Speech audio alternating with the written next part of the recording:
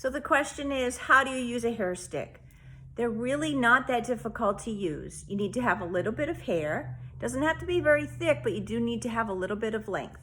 And then when you put your hair stick in your hair, you're not just gonna stick it in your bun like this. You're actually gonna start in the opposite direction. So you're gonna be at the bottom, pointing up towards the top of your head. You're going to put it in, and then when you touch your scalp, you flip it over and push it all the way through.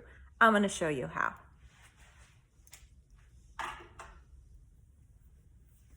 I'm going to put my hair in a bun.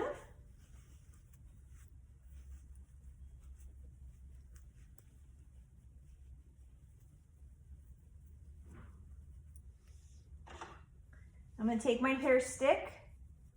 You see how I'm pointing toward the top of my head. I'm going to put it through my bun here. And then go and I touch my scalp over here. Then I'm flipping it over and pushing it down. And you can see, this is holding my hair nice and tightly. And that's how you use a hair stick.